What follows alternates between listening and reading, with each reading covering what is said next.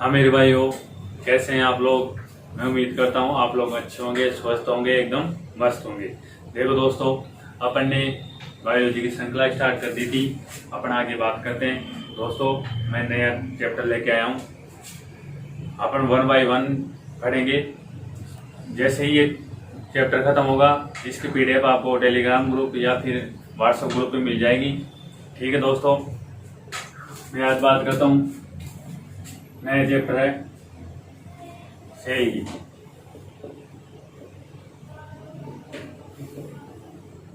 Cell बोले तो कोशिका।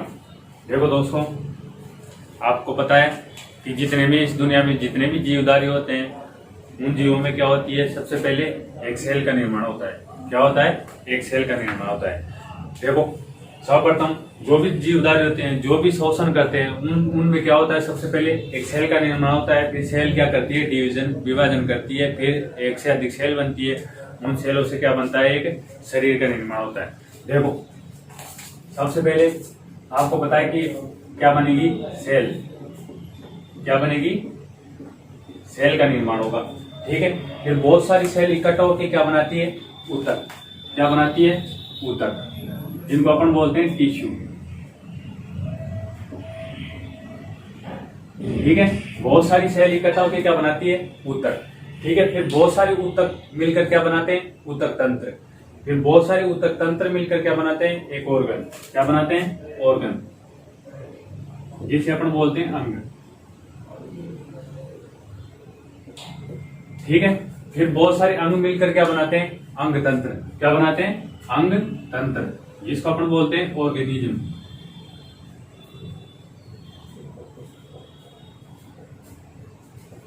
अंग तंत्र। ठीक है। फिर अंग तंत्र जुड़ते हैं आपस में। फिर किसका निर्माण होता है? एक शरीर का, एक जीव का निर्माण होता है। जीव या शरीर का। ठीक है। देखो दोबारा से, आज अपन बात करें किसकी? सेल की। सेल या कोशिका की। देखो, बहुत सारी सेल इकट्ठा होकर क्या बनाती है? ऊतक। क्या बनाती है? ऊतक। फिर बहुत सारे ऊतक बनते हैं। फिर उन ऊतकों से क्या बनता है? एक ऑर्गन। एक ऑर्गन मतलब अंग। फिर एक अंग मिलकर क्या बनाते हैं? बहुत सारे अंग तंत्र। जैसे कि अपने शरीर में 7 प्रकार के अंग तंत्र होते हैं। जैसे कि रुधिर परिसंचरण तंत्र है, उत्सर्जन तंत्र है, श्वसन तंत्र है। ठीक है। ये क्या होते हैं? एक तरह से अंग तंत्र। फिर क्या बनता है? एक शरीर, जीव का निर्माण। अपना निर्माण भी कैसा हुआ? इसी प्रकार से हुआ।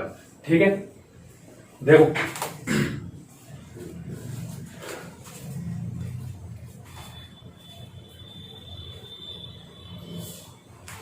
तो मैं आज बात करता हूं किसकी?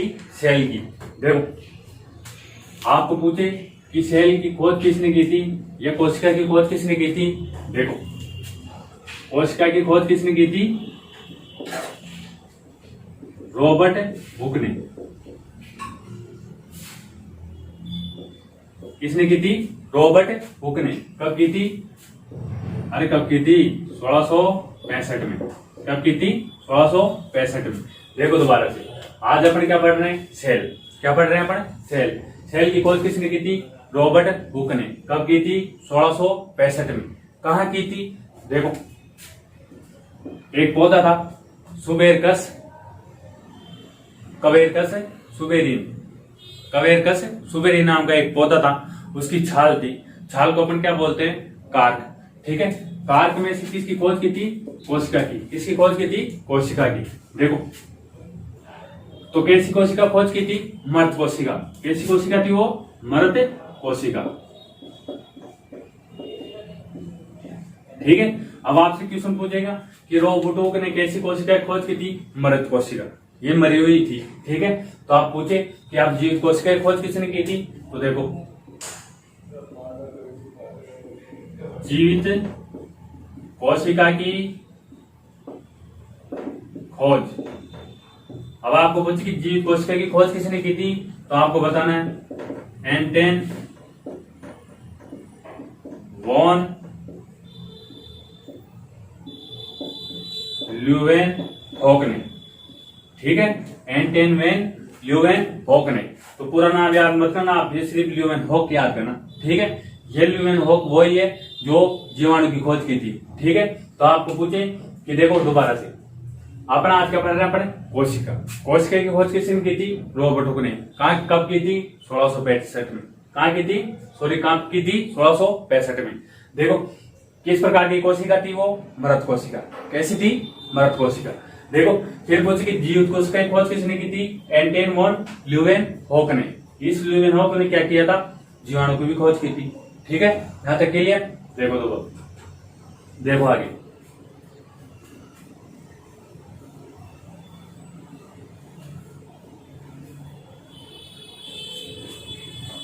ठीक है, अब देखो, अब आपको पूछिए कि कोशिका का अध्ययन क्या कहलाता है? आपको पूछिए कि कोशिका का अध्ययन क्या कहलाता है, तो आपको बताना है साइटोलॉजी।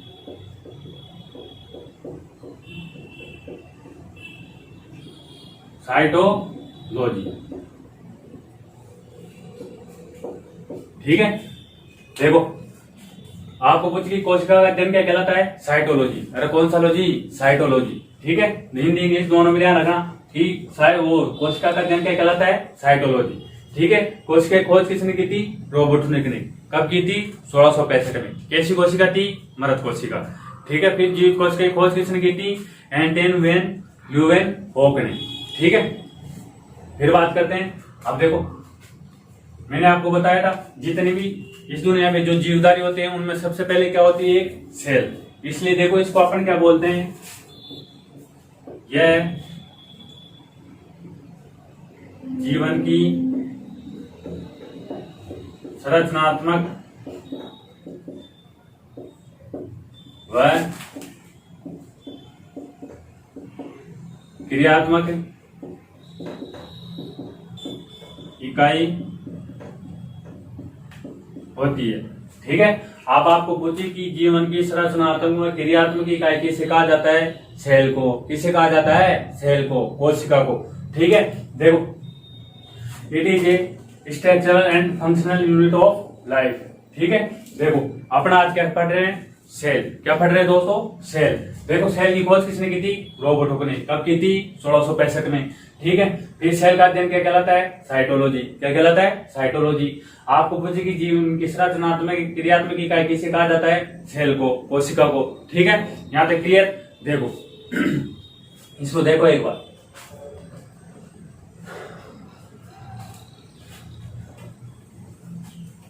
ठीक है, जीवन की मूलभूत इकाई भी किसे कहा जाता है? कोशिका को। ठीक है, अब देखो एक सबसे इंपॉर्टेंट बात,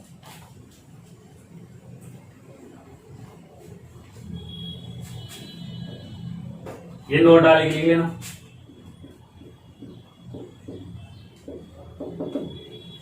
देखो आपको पूछे कि जीवन का आधार क्या है?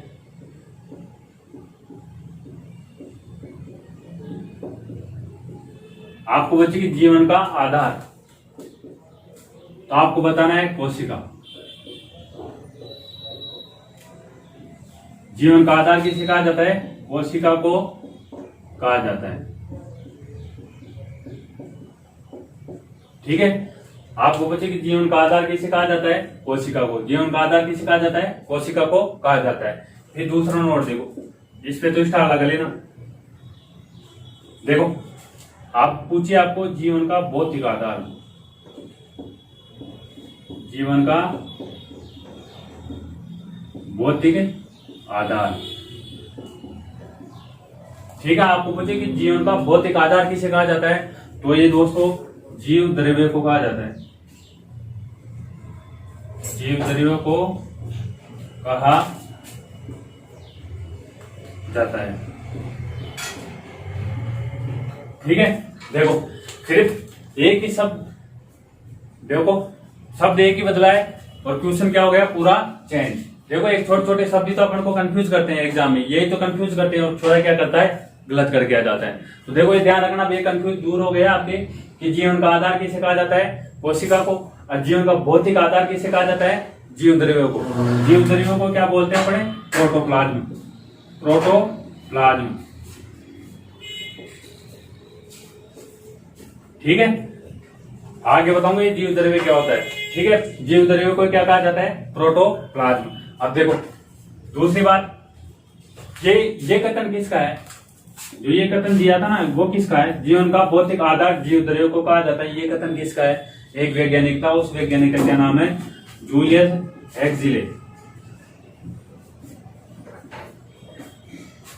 जूलियस हेक्सिले, ठीक है। ये कथन किसका है? जूलियस हेक्सिले का। देखो दोबारा से अपन क्या पढ़ रहे हैं आज? सेल, कोशिका। कोशिका की खोज किसने की थी? रॉबर्ट हुक ने। किसने की थी? रॉबर्ट हुक ने। कब की थी? 1665 में। अरे कब की थी? 1665 में। कैसी कोशिका थी वो? मृत कोशिका। कैसी कोशिका थी? मृत कोशिका। और जीवित कोशिका की खोज किसने की थी? ल्यूवेनहोक ने। किसने की थी? ल्यूवेनहोक ने। देखो फिर बात करते हैं कोशिका का अध्ययन क्या कहलाता है? साइटोलॉजी। अरे कौन सा लॉजी? साइटोलॉजी। कोशिका का अध्ययन क्या कहलाता है? साइटोलॉजी। फिर बात करते हैं, देखो जीवन की संरचनात्मक एक क्रियात्मक इकाई किसे कहा जाता है? कोशिका को। जीवन की मूलभूत इकाई किसे कहा जाता है? कोशिका को, ठीक है। जो भी जीवधारी होते हैं उसमें सर्वप्रथम किसका निर्माण होता है? कोशिका का। देखो फिर बात करते हैं जीवन का आधार किसे कहा जाता है? कोशिका को। जीवन का भौतिक आधार किसे कहा जाता है? जीव द्रव्य या प्रोटोप्लाज्म को। यह कथन किसका है? जूलियस हेक्सिले का, ठीक है। ये क्वेश्चन भी आ जाता है कि जूलियस हेक्सिले ने कौन सा कथन दिया था? कथन ये है कि जीवन का भौतिक आधार किसे कहा जाता है? जीव द्रव्य को, ठीक है। यहां तक क्लियर हो गया माइंड में सेट? देखो एक बार इसको,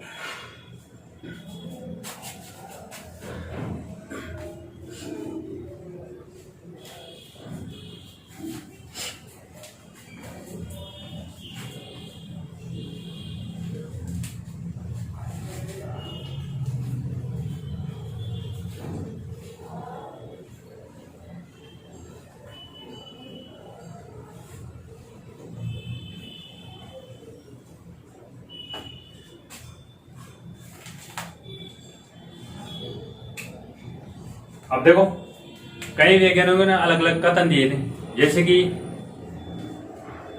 जो कोशिका खोज किसने की थी? पहले रॉबर्ट हुक ने। इसने सेल नाम नहीं दिया था, इसने नाम दिया था सेलुला। क्या नाम दिया था इसने? सेलुला। ये एक पुस्तक है इसकी बायोग्राफी, उसमें इस कथन के बारे में लिखा हुआ कि जो सेल कोशिका होती है उसका नाम सेल नहीं देकर रॉबर्ट हुक ने क्या दिया था? सेलुला। इसका देखो कोशिका नाम दिया था किसने? हर्ट पिंग ने। हर्ट पिंग ने, ठीक है। आपसे पूछे कि कोशिका, सर्वप्रथम कोशिका शब्द किसने दिया था? हर्ट पिंग ने। एक वैज्ञानिक आया था उसने दिया था, ठीक है। ये छोटी छोटी बातें ध्यान रखना।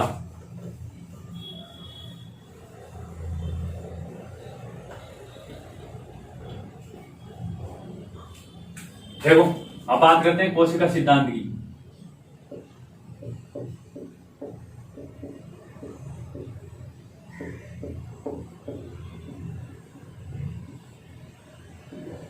देखो कोशिका सिद्धांत, देखो दो वैज्ञानिक आए। कितने वैज्ञानिक थे? दो वैज्ञानिक। एक तो था स्लाइडेन, एक क्या था? स्वान। देखो अब क्वेश्चन ये आता है कि कोशिका सिद्धांत सर्वप्रथम किसने दिया था? स्लाइडेन व स्वान ने। कोशिका सिद्धांत किसने दिया था? स्लाइडेन व स्वान ने। किसने दिया था? स्लाइडेन व स्वान ने। देखो कोशिका सिद्धांत क्या कहता है? कोशिका सिद्धांत यही कहता है कि मैंने आपको बताया था कोशिका सिद्धांत क्या कहता है। कोशिका सिद्धांत यही कहता है कि सभी जीवों का शरीर किससे बना होता है? कोशिकाओं से मिलकर बना होता है। किनसे मिलकर बना होता है? कोशिकाओं से। देखो सभी जीवों का शरीर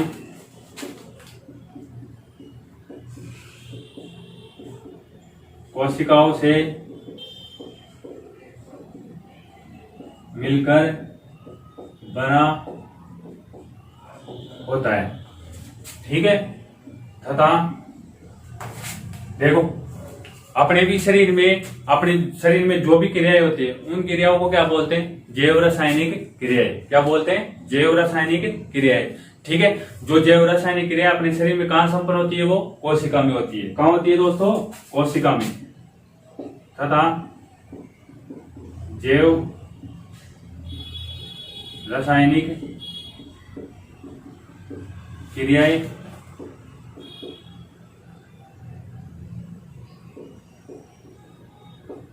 कोशिका में संपन्न होती है। ठीक है, देखो एक बार इसको,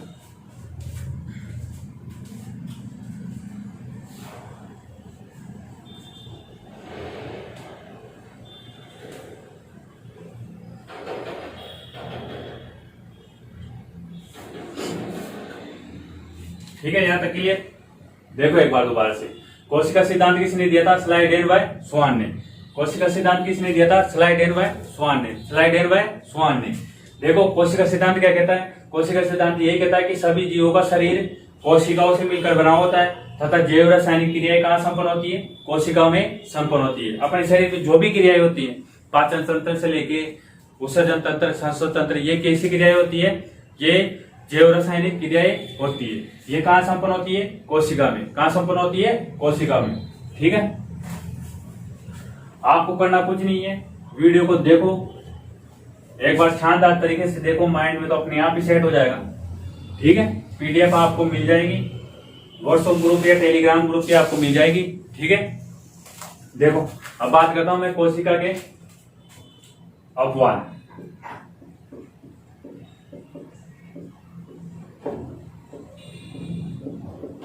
कोशिका के अपवाद देखो, देखो कुछ ऐसे होते हैं जो कोशिका का पालन नहीं करते, जिनमें कोशिका नहीं होती है।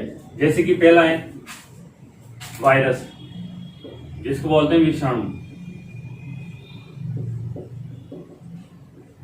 ठीक है, वायरस एक ऐसा होता है जो जिसमें सेल नहीं होती, जिसमें कोशिका नहीं पाई जाती है।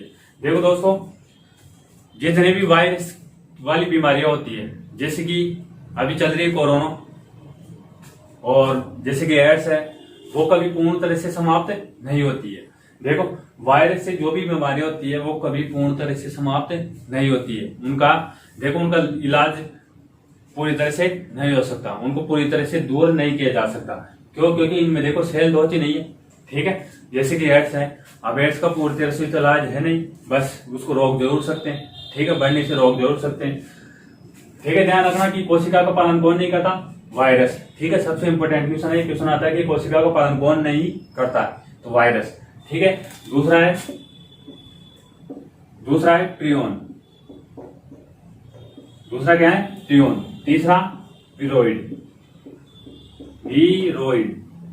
ठीक है, देखो ये दोनों क्या होते हैं? ये दोनों भी वायरस की तरह होते हैं, लेकिन वायरस से क्या होते हैं? ये छोटे। ठीक है, ध्यान रखना, ये दोनों भी वायरस की तरह होते हैं, लेकिन वायरस से क्या होते हैं? ये छोटे।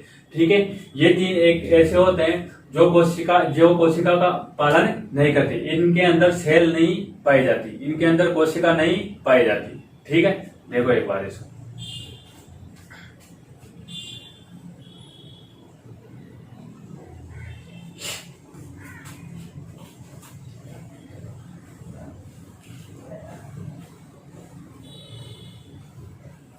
देखो दोस्तों, कंटेंट एकदम शानदार है। पटवारी ले लो, राजस्थान पुलिस ले लो, कोई से भी एग्जाम ले लो, उसमें अगर जनरल साइंस आ रही है तो मेरा वादा है कि एक भी क्वेश्चन बाहर नहीं जाएगा।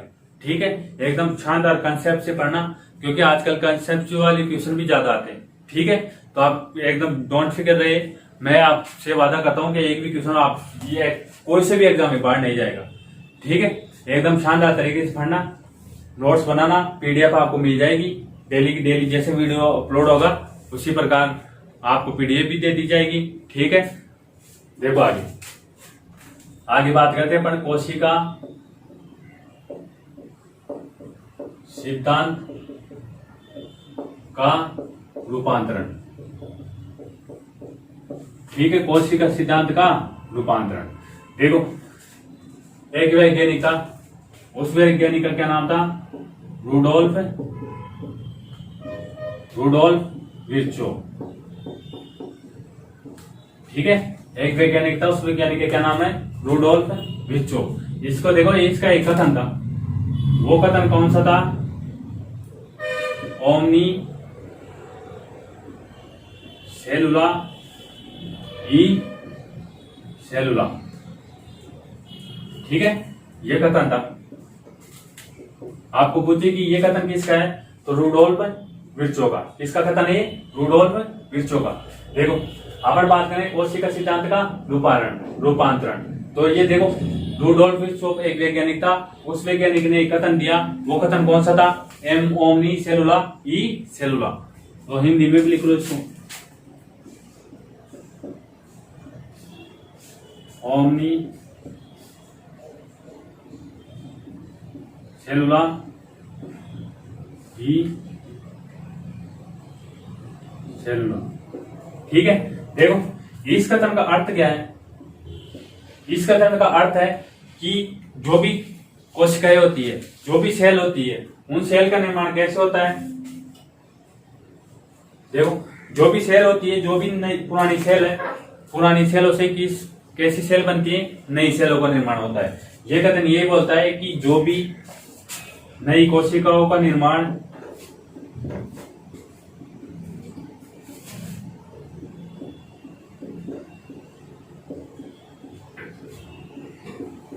नई कोशिकाओं का निर्माण पुरानी कोशिकाओं से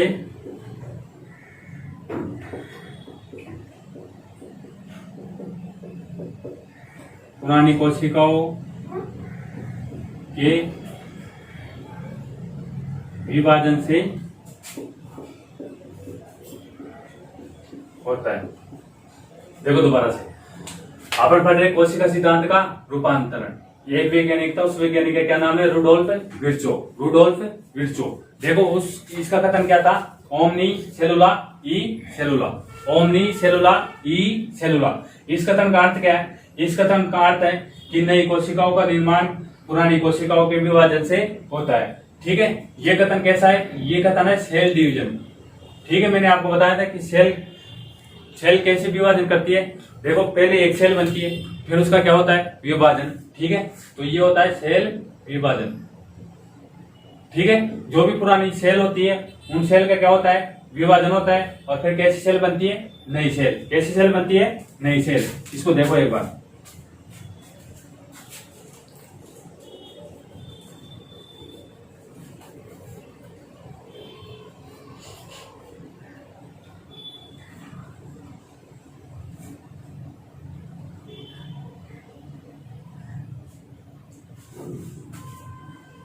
देखो आगे चलते हैं हम।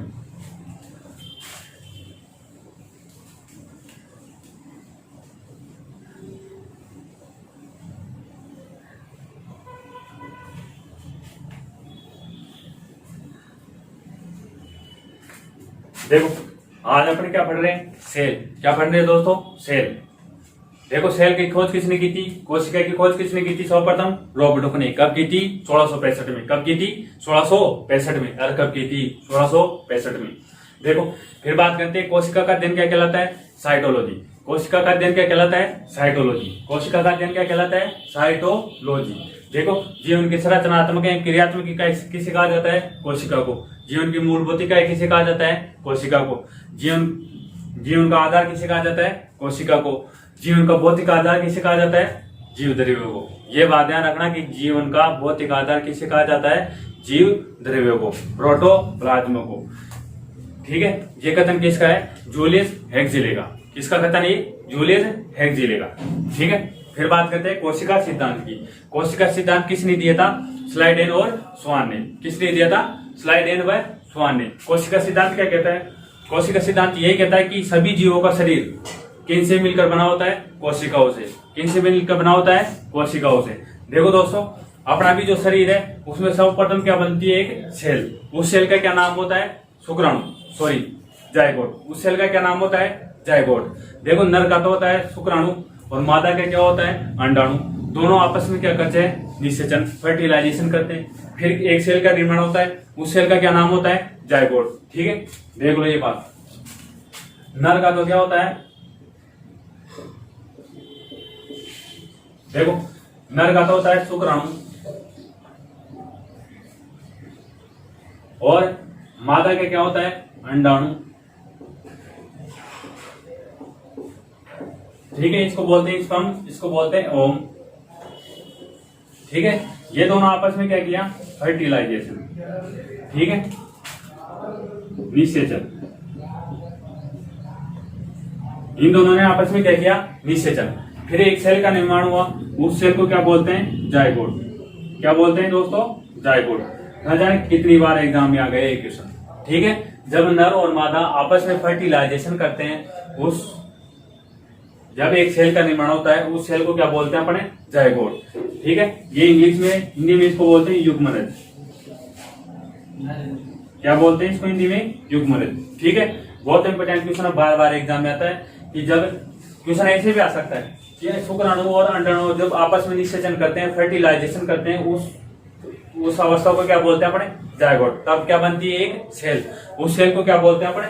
जायगोट, युग्मनज। ठीक है, ये एक सेल होती है।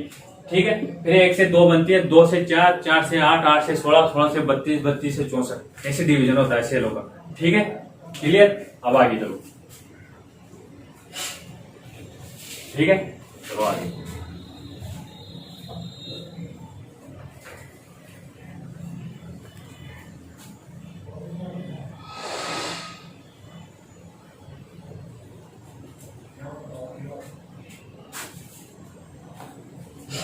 देखो,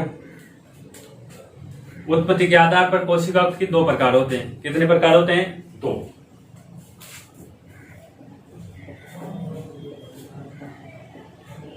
कोशिका के प्रकार, टाइप ऑफ सेल। उत्पत्ति के आधार पर कोशिका के कितने प्रकार होते हैं? 2। इसमें देखो, पहली है, देखो पहली सेल है प्राकैरियोटिक। प्राकैरियोटिक, प्राकैरियोटिक कोशिका। दूसरा है यूकैरियोटिक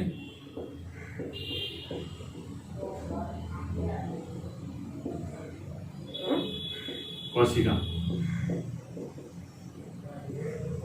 ठीक है, देखो कोशिका 3 प्रकार होते हैं, 2। पहली प्राकैरियोटिक, दूसरी यूकैरियोटिक। देखो आप ध्यान रखना, देखो प्रा से क्या हो गया? प्राचीन। क्या हो गया? प्राचीन। देखो ये क्या थी? प्राचीन कोशिकाएं थी। कैसी थी ये? प्राचीन। और यू से क्या हो गया? युवा। ठीक है, युवा से क्या मतलब बोले तो? नई। नई कोशिका कौन सी थी? यूकैरियोटिक। पुरानी कोशिकाएं कौन सी थी? प्राकैरियोटिक। ठीक है, तो देखो इन दोनों में अंतर की बात करते हैं अपन। देखो इसमें पहला अंतर है, देखो इसमें नाभिक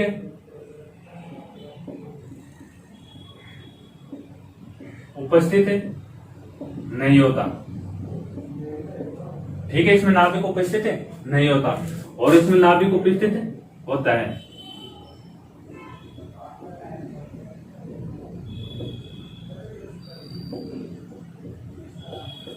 देखो इन दोनों में अंतर की बात कर रहा हूं मैं।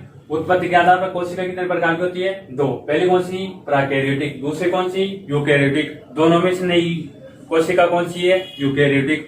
पुरानी कोशिका कौन सी है? प्राकैरियोटिक। ठीक है, नाभिक किसमें उपस्थित नहीं होता? प्राकैरियोटिक में। नाभिक किसमें उपस्थित होता है? यूकैरियोटिक में। देखो दोस्तों, इसमें नाभिक तो होता है लेकिन एकदम बिखरा हुआ होता है। ठीक है, इसलिए अपन इसको न के बराबर मानते हैं। ठीक है, इसलिए अपन बोलते हैं कि इसमें नाभिक उपस्थित नहीं होता। नाभिक तो होता है लेकिन एकदम पुराना होता है, बिल्कुल बिखरा हुआ होता है। ठीक है, फिर बात करते हैं दूसरा,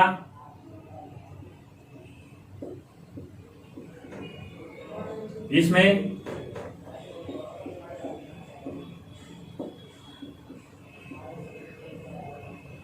केंद्र झिल्ली,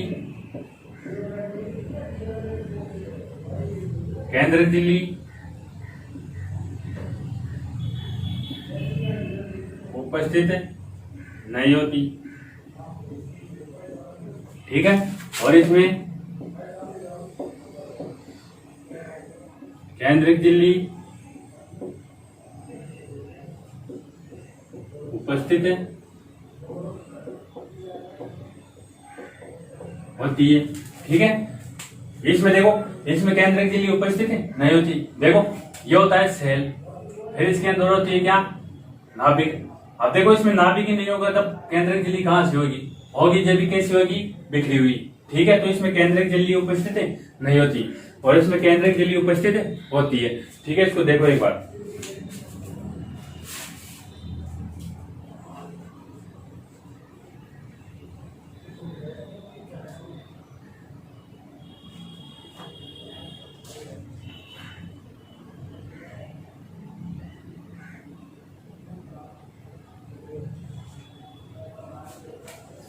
देखो तीसरा,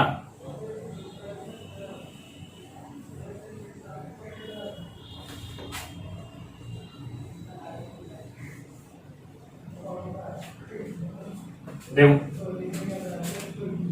अब देखो ये होती है पुरानी, ये होती है नई। तो देखो इसमें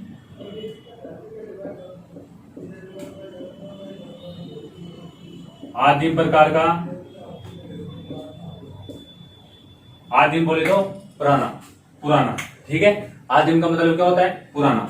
तो देखो इसमें आदिम प्रकार का आनुवांशिक पदार्थ पाया जाता है, ठीक है। इसलिए इसे आदिम कोशिका भी कहा जाता है,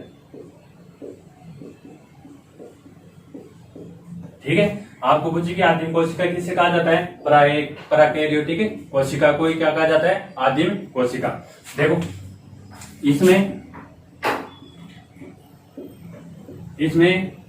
नए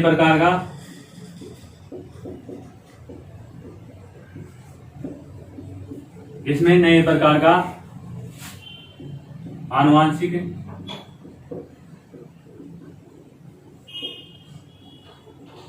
पदार्थ पाया जाता है, ठीक है। देखो अपन पढ़ रहे प्राकैरियोटिक और यूकैरियोटिक। देखो इसमें नाभिक अनुपस्थित होता है, उसमें नाभिक उपस्थित होता है, इसमें केंद्रक झिल्ली अनुपस्थित होती है, उसमें केंद्रक झिल्ली उपस्थित होती है, ठीक है। इसमें आदि प्रकार के क्या पाया जाता है? आनुवंशिक पदार्थ, इसलिए इसे कहा जाता है आदिम कोशिका भी कहा जाता है, ठीक है। इसमें क्या पाया जाता है? नए प्रकार का आनुवंशिक पदार्थ, ठीक है। अब चलो आगे इसको देखो एक बार। अपने पास जगह इतनी है इसलिए थोड़ा एडजस्ट करना सीखो। मैं भी कर रहा हूँ, आप भी करो।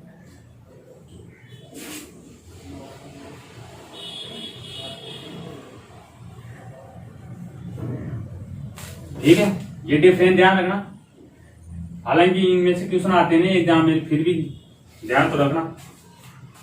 देखो अब बात करते हैं, देखो इसके जो गुणसूत्रों में होते हैं, देखो गुणसूत्रों में क्या क्या पाया जाता है? एक तो पाया जाता है डीएनए और एक क्या पाई जाती है? प्रोटीन। देखो डीएनए में, देखो गुणसूत्र में देखो, एक तो डीएनए पाया जाता है, एक पाई जाती है हिस्टोन प्रोटीन। तो देखो ये हिस्टोन प्रोटीन प्राकैरियोटिक सेल में नहीं पाई जाती। प्राकैरियोटिक सेल में क्या नहीं पाई जाती? Histone protein. इनके गुणसूत्र में क्या नहीं पाया जाता है? Histone protein. और देखो इसके गुणसूत्र में देखो,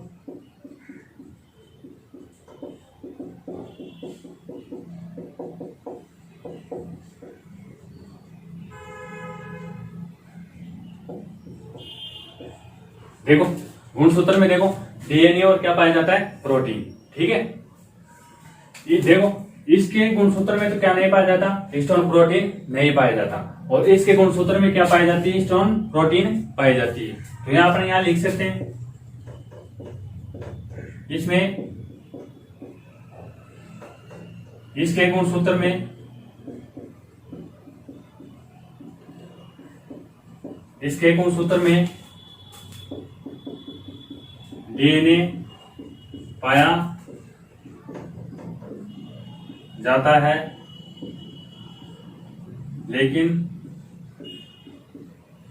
हिस्टोन प्रोटीन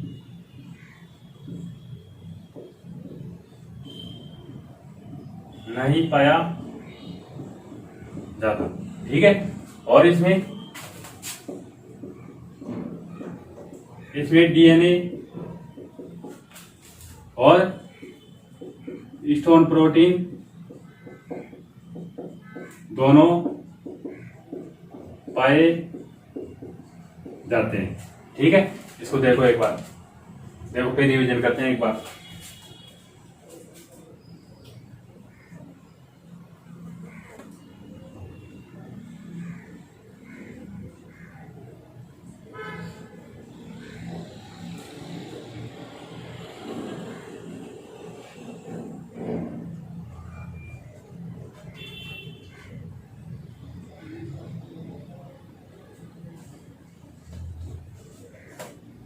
देखो आगे चलते हैं हम।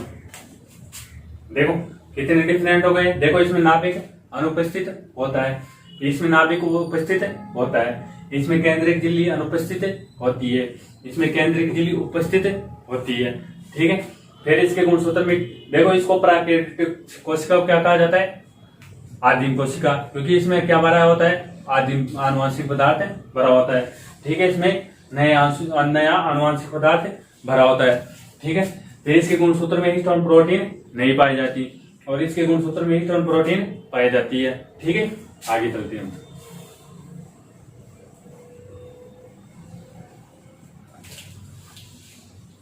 ठीक है, पीडीएफ में और भी सारे डिफरेंस दे रखे हैं ना, आपको याद कर लेना उनको। फिर बात करते हैं। देखो इसमें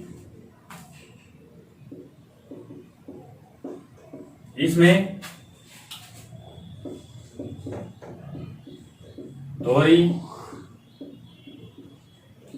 झिल्ली वाले कोशिकांग नहीं पाए जाते। ठीक है, इसमें दोहरी झिल्ली वाले कोशिकांग नहीं पाए जाते और इसमें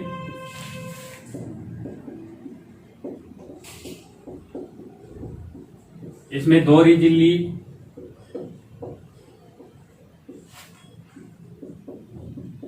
वाले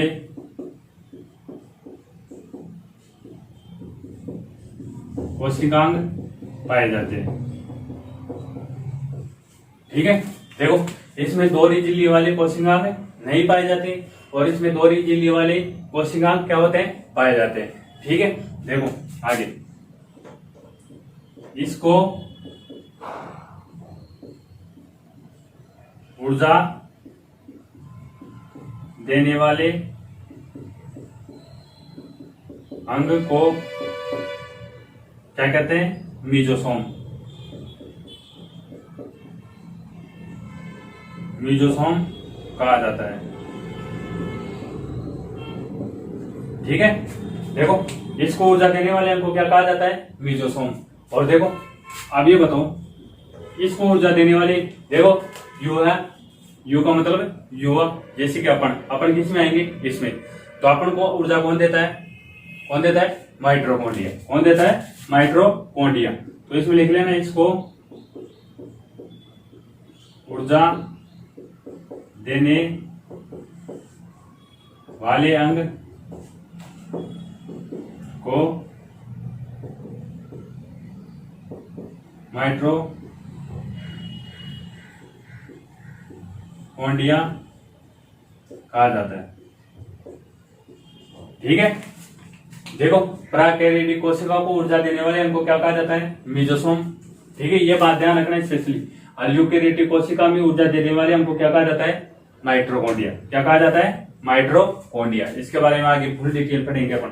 ठीक है, देखो एक बार इसको,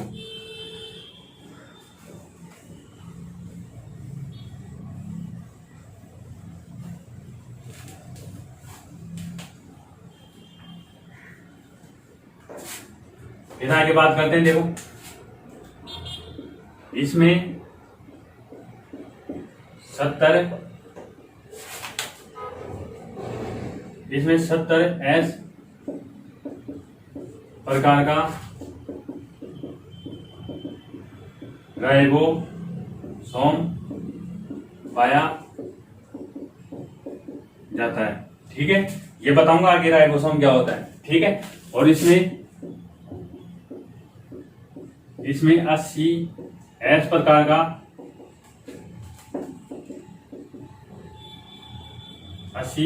का राइबोसोम पाया जाता है। ठीक है, देखो 70 एस प्रकार का राइबोसोम किसमें पाया जाता है? प्राकैरियोटिक कोशिका में। 80 एस प्रकार का राइबोसोम किसमें पाया जाता है? यूकेरियोटिक कोशिका में। ठीक है, देखो एक बार,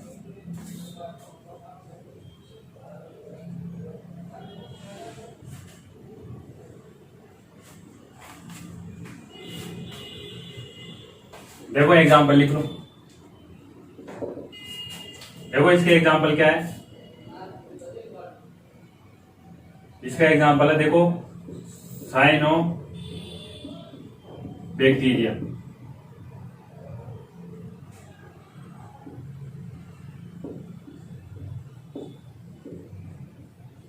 ठीक है, इसको हिंदी में क्या बोलते हैं? नील हरित शैवाल। ठीक है, साइनो बैक्टीरिया, इसको हिंदी में बोलते हैं नील हरित शैवाल। ये पहला एग्जांपल। दूसरा एग्जांपल क्या है? Micro plasma, micro plasma. ठीक है, इसके एग्जांपल देखो, इसके एग्जांपल है तंत्रिका कोशिका,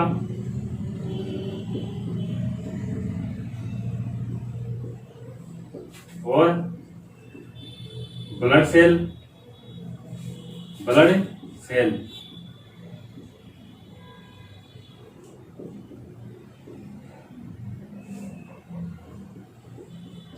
ठीक है, और कुफर कोशिकाएं।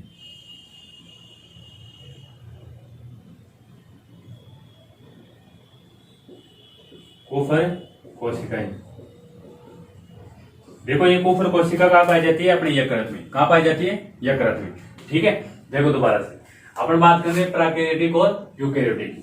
देखो इसमें नाभिक अनुपस्थित होता है, इसमें नाभिक उपस्थित होता है। ठीक है, इसमें आदिम प्रकार का आनुवांशिक पदार्थ भरा होता है, इसमें नए प्रकार का आदिम आनुवांशिक पदार्थ भरा होता है। ठीक है, इसलिए इसको आदिम कोशिका कहा जाता है। ठीक है, देखो इसमें केंद्रिक झिल्ली अनुपस्थित होती है, इसमें केंद्रिक झिल्ली उपस्थित होती है। ठीक है, इसमें 17S प्रकार का राइबोसोम पाया जाता है, इसमें 80S प्रकार का राइबोसोम पाया जाता है। इसको ऊर्जा देने वाले अंग को क्या कहा जाता है? मीजोसोम। इसको ऊर्जा देने वाले अंग को क्या कहा जाता है? माइटोकॉन्ड्रिया। ठीक है, इसका एग्जांपल साइनोबैक्टीरिया, जिसको अपन बोलते हैं नील हरित शैवाल। देखो ये एक ऐसी कड़ी है जो शैवाल और जीवाणु के बीच की कड़ी को क्या कहा जाता है? साइनोबैक्टीरिया। ठीक है, शैवाल और बैक्टीरिया के बीच की कड़ी को क्या कहा जाता है? साइनोबैक्टीरिया। ठीक है, इसको जीवाणु मत बोलना या फिर बैक्टीरिया मत बोलना, ये शैवाल और बैक्टीरिया की क्या होती है? बीच की कड़ी। ठीक है, और दूसरा क्या है इसमें? माइक्रोप्लाज्मा। सबसे छोटी कोशिका कौन सी होती है? माइक्रोप्लाज्मा। इसमें बात करते हैं तंत्रिका कोशिका और ब्लड सेल और कुफर कोशिकाएं जो अपने यकृत में पाई जाती है। यहां तक देखो, देखो इसको एक बार दोबारा से।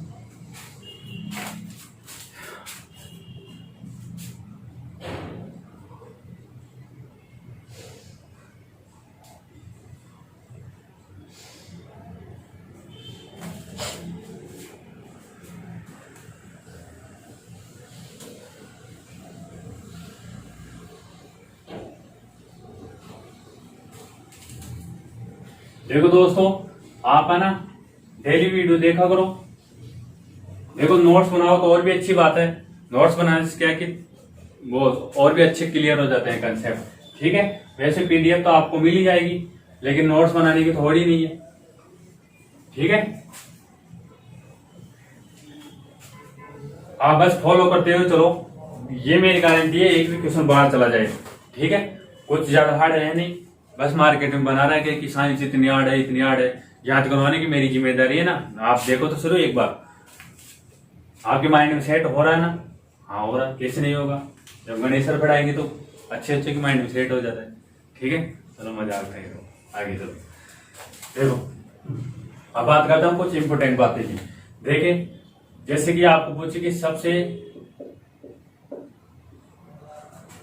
सबसे बड़ी कोशिका किसकी होती है? सबसे बड़ी कोशिका ये किसकी होती है? ये होती है चतुर्मुख के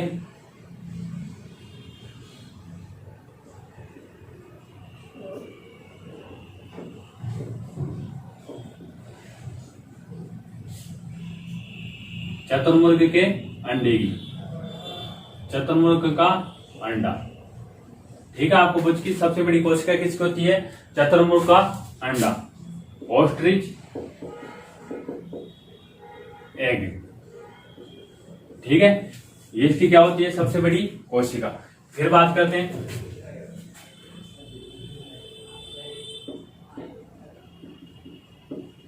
सबसे लंबी कोशिका, सबसे लंबी कोशिका, सबसे लंबी कोशिका कौन सी होती है? तंत्रिका तंत्र, तंत्रिका तंत्र। ठीक है, सबसे लंबी कोशिका कौन सी होती है? तंत्रिका तंत्र। फिर बात करते हैं सबसे छोटी कोशिका, सबसे छोटी कोशिका, सबसे छोटी कोशिका अभी बताया था मैंने क्या होती है? Mycoplasma, mycoplasma. ठीक है, देखो माइक्रोप्लाज्मा के बारे में कुछ बातें बताऊंगा आपको। देखो माइक्रोप्लाज्मा को देखो, चलो इसको देखो एक बार, फिर यहां बताऊंगा, है ना।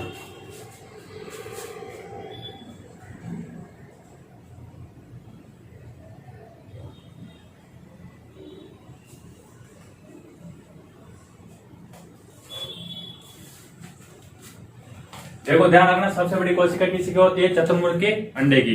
किसकी होती है? चतुर्मुख के अंडे की। सबसे लंबी कोशिका कौन सी होती है? तंत्रिका, तंत्रिका कोशिका, तंत्रिका कोशिका। ठीक है, फिर सबसे छोटी कौन सी होती है? माइक्रोप्लाज्मा। कौन सी होती है दोस्तों? माइक्रोप्लाज्मा। अब देखो माइक्रोप्लाज्मा के बारे में कुछ बातें देखो।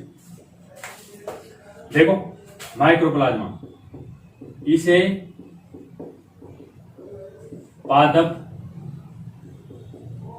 जगत का जोखर या पादप जगत का जोखर या बहुरूपिया कहा जाता है। ठीक है, आपको पूछे कि पादप जगत का जोकर या बहुरूपीय किसे कहा जाता है? माइक्रोप्लाज्मा को। किसे कहा जाता है? माइक्रोप्लाज्मा को। देखो दोस्तों, ये एकमात्र ऐसी कोशिका होती है जो बिना श्वसन के भी जीवित रह सकती है। ठीक है, लिखो इसमें, एकमात्र कोशिका जो बिना श्वसन के जीवित रह सकती है। ठीक है, एकमात्र ऐसी कोशिका कौन सी है जो बिना श्वसन के जीवित रह सकती है? उसका क्या नाम है? माइक्रोप्लाज्मा। क्या नाम है? माइक्रोप्लाज्मा। देखो माइक्रोप्लाज्मा को क्या कहा जाता है? पीपीएलओ। ठीक है, आपको पूछेगा माइक्रो पीपीएलओ किसे कहा जाता है? माइक्रोप्लाज्मा को। लेकिन क्वेश्चन ऐसा था कि पीपीएलओ को पूरा नाम बताओ, तो आपको बताना है pleuro pneumonia, pleuropneumonia like organism, organism. ठीक है, पीपीएलओ का पूरा नाम क्या है? Pleuropneumonia like organism. देखो मैं बात कर रहा हूं सबसे छोटी कोशिका की, कौन सी है? माइक्रोप्लाज्मा। सबसे बड़ी कोशिका कौन सी है? चतुर्मुख का अंडा। ठीक है, फिर सबसे लंबी कोशिका कौन सी है? तंत्रिका कोशिका। सबसे छोटी कोशिका कौन सी है? माइक्रोप्लाज्मा। एकमात्र ऐसी कोशिका जो बिना श्वसन के जीवित रह सकती है, वो कौन सी है? माइक्रोप्लाज्मा। पादप जगत का जोकर या बहुरूपीय किसे कहा जाता है? माइक्रोप्लाज्मा को। ठीक है, इसे पीपीएलओ किसे कहा जाता है? माइक्रोप्लाज्मा को। पीपीएलओ का पूरा नाम क्या है? Pleuropneumonia like organism. ठीक है, इसको देखो एक बार।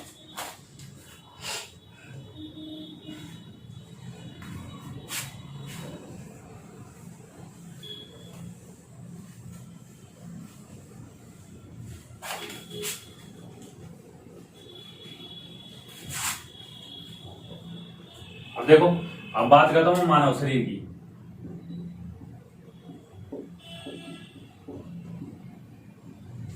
ठीक है, देखो मानव शरीर में सबसे बड़ी कोशिका कौन सी होती है?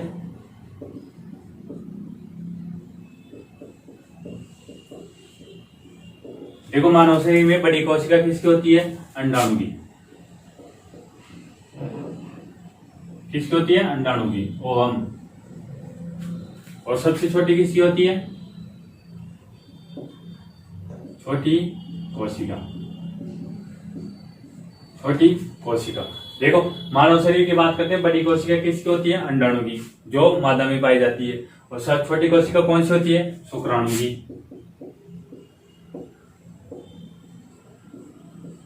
जिसको बोलते हैं स्पर्म। ठीक है, क्लियर है तक? देखो आज अपने क्या पढ़ा? सेल। क्या पढ़ा अपने? कोशिका। कोशिका की खोज किसने की थी? रॉबर्ट हुक ने। कब की थी? 1665 में। अरे कब की थी? 1665 में।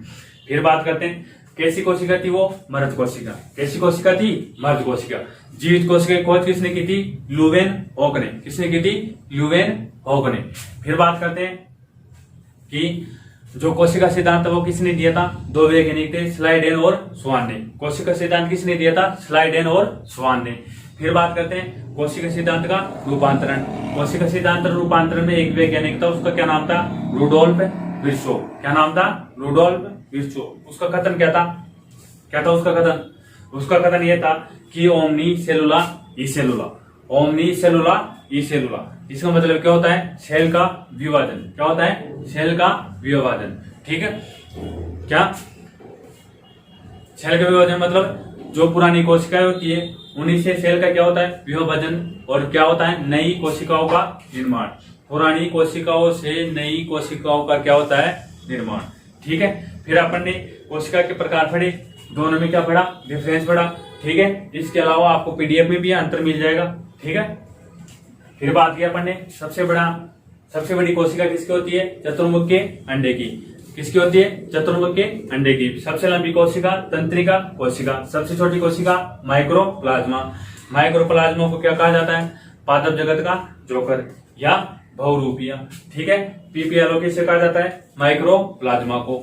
ठीक है, पीपीएलओ का पूरा नाम क्या है? Pleuro pneumonia like organism. ठीक है, फिर बात करते हैं मानव शरीर की। बड़ी कोशिका किसकी होती है? अंडाणु की। छोटी कोशिका किसकी होती है? शुक्राणु की। आपको मैंने बताया था ये दोनों आपस में निषेचन या फर्टिलाइजेशन करते हैं, तब क्या बनता है? एक सेल। उस सेल का क्या नाम है? जायगोट। ठीक है, मैंने आपको बताया कि जीवन की संरचनात्मक क्रियात्मक इकाई किसे कहा जाता है? कोशिका को। किसे कहा जाता है? कोशिका को। जीवन की मूलभूत इकाई किसे कहा जाता है? कोशिका को।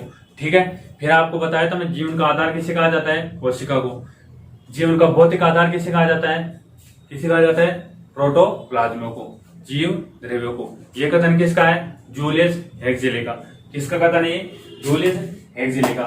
ठीक है दोस्तों, कोशिका के बारे में अपन अगले वीडियो में पढ़ेंगे। आपको ये सेशन अच्छा लगे तो लाइक करना, शेयर करना और सब्सक्राइब करना। और भी यार दोस्तों को बताओ। ठीक है, देखो याद तो मैं आपको करवा दूंगा, देखना तो आपका काम है ना। माइंड में तो मैं सेट करवा दूंगा, आप तो एक बार बच्चों को लेके आओ। ठीक है, आज के लिए इतना ही काफी। जय हिंद, जय भारत।